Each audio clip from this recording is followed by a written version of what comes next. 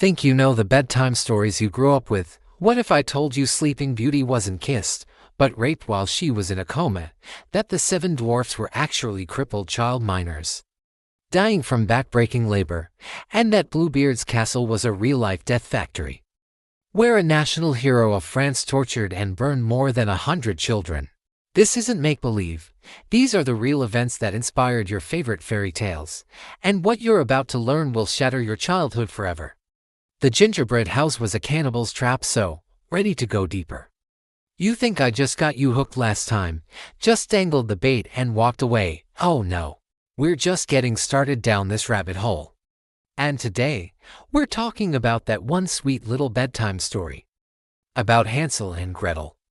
Forget the cute kids, the Disney songs, and the candy canes. The reality was far grittier, stickier, and it stank of blood. So, the gingerbread house. In the middle of a dark, dense forest. The very idea, if you stop to think about it, is complete bullshit. What kind of idiot builds a house out of food when there is nothing to eat anywhere else? Well, that's the whole point. There was nothing to eat. At all. Catastrophically so. They don't tell you this in the history books. At least not in lurid detail. The Great Famine, 1315 to 1322, 7 fucking years. Don't just picture a bad harvest. Picture an endless, freezing rain that pours for months, turning the fields into a swamp of gnawing rot. The grain doesn't just fail to grow, it decays on the stalk. The smell of mold and desperation hangs in the air. Thicker than fog, livestock drops dead, people swell from hunger, their skin turns a sickly gray. Their eyes sink into black pits. And in this atmosphere of total despair, a family with 2 children isn't a blessing. It's 2 extra mouths to feed. 2 death sentences.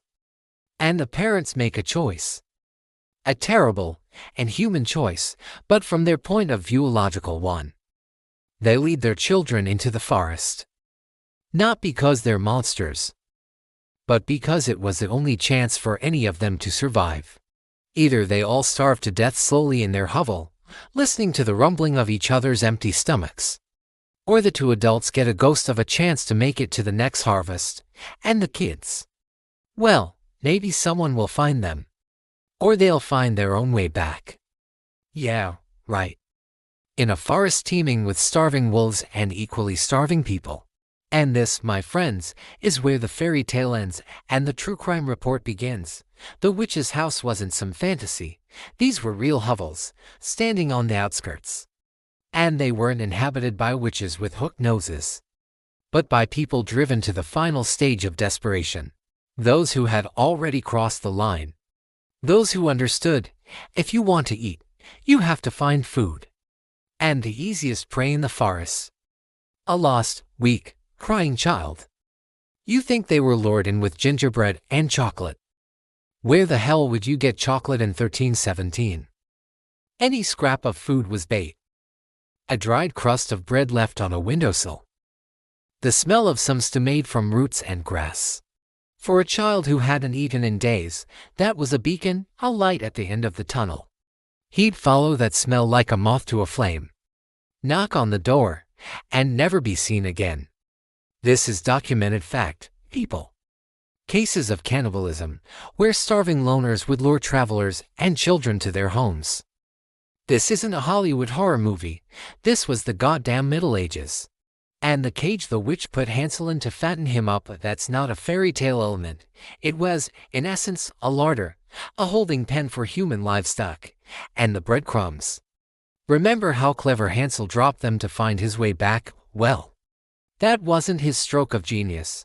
It was a real survival technique that parents taught their children. If you get lost in the woods, son, leave a trail to find your way home. The irony is, they taught them this, and then led them to their certain deaths themselves. They gave them a sliver of false hope, just to make themselves feel a little less sick to their stomachs. So, what have we got? Not a sweet story about a wicked witch, but a chronicle of the Great Famine.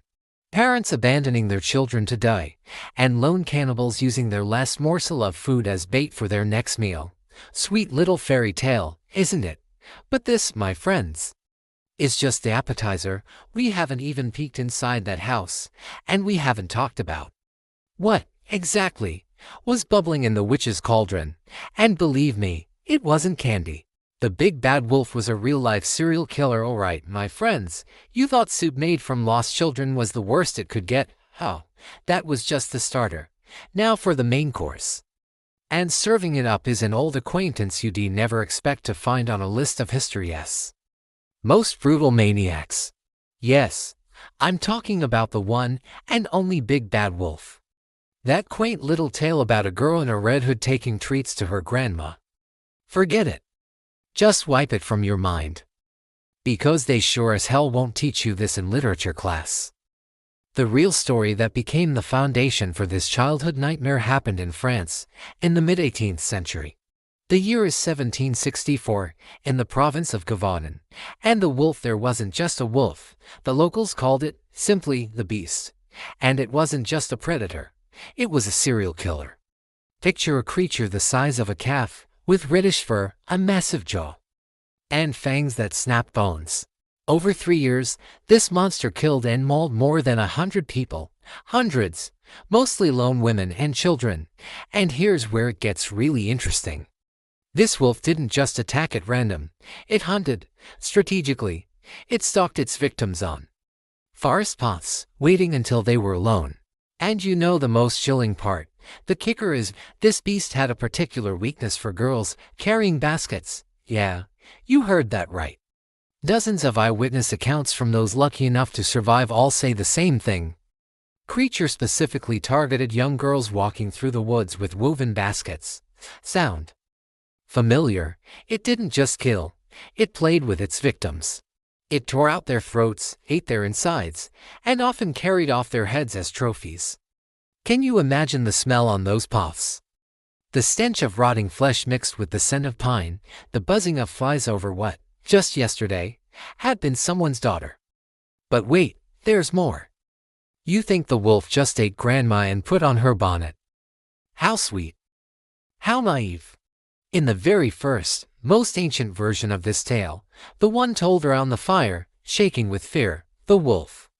Oh, this is just the cherry on our bloody cake. He didn't just eat grandma.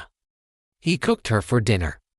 And when Little Red Riding Hood walked into the cottage, he pointed to the pot and said, "Eat, my child, I've saved some meat for you. And then to a jug, and drink some wine, it will quench your thirst." And the girl ate the flesh and drank the blood of her own grandmother, while the wolf watched her and grinned. Imagine that horror, not just murder, but the ultimate degradation, a psychological torture, turning the victim into an accomplice in her own nightmare. So, who was this monster? Just an abnormally large wolf with a taste for human flesh, or was someone else hiding beneath the beast's skin? A serial killer who'd found the perfect cover for his bloody games.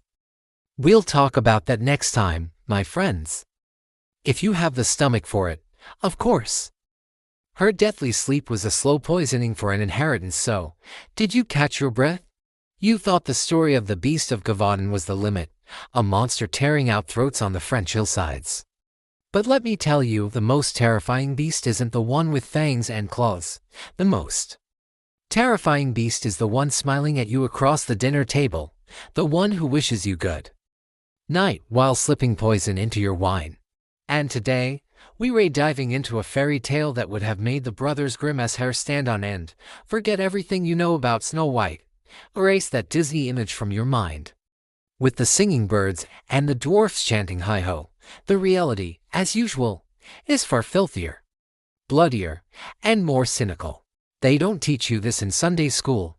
Meet our prototype, Margaretha von Waldeck, 16th century Germany. A noble woman, beautiful, young. Sounds familiar, right? But this is where, as they say, the fine print comes in. And the dwarfs, oh, the dwarfs are my favorite part. 7 jolly, bearded little men in pointy hats. Seriously, no. My friends, the dwarfs in that region were children, small, emaciated, crippled children who slaved away in the mines owned by our Margaretha's family. Imagine this, you're 8 years old. waist deep in freezing water, in total darkness, swinging a pickaxe that weighs more than you do. Your lungs are clogged with coal dust, you're coughing up blood, and your bones are breaking and healing crookedly from the back-breaking labor and constant malnutrition. That's why they were small, they were stunted. They simply never grew up. There are your dwarfs, a merry band, wouldn't you say? But wait. There's more. The evil stepmother with the magic mirror. The mirror might not have talked, but the stepmother's obsession with her own appearance and her wild jealousy of her young stepdaughter's beauty, that part was real. Oh, was it ever? The humiliation, the nitpicking, the open hatred, the classic of the genre, but the juiciest part is the deathly sleep from the poisoned apple. Such a beautiful, quick death, right? Take a bite and fall asleep. Not even close. Margaretha wasn't put to sleep. She was murdered. Slowly, agonizingly. For weeks, she was systematically poisoned with arsenic and mercury. Do you have any idea what that's like? This isn't a fairy tale poison that makes you drowsy. This is a hellish, stabbing pain in your gut. As if your insides are being twisted into a knot and set on fire. It's constant nausea and bloody vomit. It's your hair falling out in clumps. Your skin breaking out in sores. It's convulsions, your body writhing on the bedsheets while you're too weak to even scream. And all the while, her stepmother watched as the girl faded away. Day by day. For what? The oldest motive in the book. Inheritance. And here's the finale. The true cherry on this cake of pus and suffering. When Margaretha finally died, her body didn't decompose. At least, not as quickly as it should have. Arsenic, goddammit, turned out to be an excellent preservative. It literally embalmed her from the inside out. And so the legend of the Sleeping Beauty in the glass coffin was born. But this wasn't some sleeping princess waiting for her prince. This was a corpse, riddled with poison, a frozen mask of agony on its face that future generations would mistake for serene slumber. So much for a fairy tale. No handsome prince. No true love's kiss. Just the brutal exploitation of children, female envy pushed to its sickest extreme, and a slow, agonizing murder for money. So next time you see sweet little Snow White, remember Margaretha. Remember the children suffocating in the mines, and the girl whose own family turned her into an exhibit for their twisted freak show. Sweet dreams. See you in the next circle of hell. Bluebeard's castle was a death factory for children. All right, welcome to the next circle. Hope you dreamt of Snow White coughing up coal dust. Thought the child miners were rock bottom. Hi. We've only just started digging. Today, we're talking about a story everyone knows. Bluebeard. The mysterious rich man, the young wife, the forbidden key, and a room full of dead predecessors. A cute little gothic horror story. A warning not to poke your nose where it doesn't belong. But what if I told you it wasn't just a story, that Bluebeard's castle was a real place, and that the bodies of the wives were, let's just say, a heavily sanitized version of what really went on in there? They won't teach you this in history class, but the prototype for this fairy tale villain was a very real man. A marshal of France, a hero of the 100 Years' War, a brother-in-arms to Joan of Arc. His name was Gilles de Rais, a national treasure, an icon, the wealthiest aristocrat of the 15th century. A man soldiers trusted with their lives on the battlefield, and a man to whom the trusting poor handed over their children. You see, after the war, our hero got bored. And he found himself a new hobby. Black magic, alchemy, demonology. And for that line of work, as you can imagine, you need raw materials. And this is where the real nightmare begins, a nightmare that makes the fairy tale look like child's play. Gilles de Rais would ride through villages offering to take peasants' children into his castle. As pages, as servants, can you imagine? For a destitute family, this was a golden ticket. The Marshal of France himself, a hero, taking your child into his castle. They practically groveled at his feet. Handing over their blonde-haired boys and blue-eyed girls, they thought they were saving them from starvation. In reality, they were sending them to the slaughter. The second the castle gates closed behind another child, their fate was sealed. Gildy Race's castle wasn't just a home, it was a conveyor belt of death for children. And that forbidden room from the fairy tale. It was real, only it wasn't wives hanging in there. When the investigation finally lands this festering boil, they found a cellar chamber. And what they saw would have made even the Grand Inquisitor's hair stand on end. Walls soaked in blood. Instruments that you could hardly call mere tools of torture. And on the floor was a heap of charred children's bones. Over 140 skulls that could be identified. 140? That's a few classrooms worth of kids. He burned the remains to cover his tracks. Can you even imagine the smell?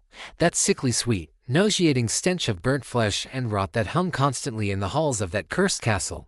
He believed the children's suffering, their blood and their souls, would help him summon a demon and create the Philosopher's Stone.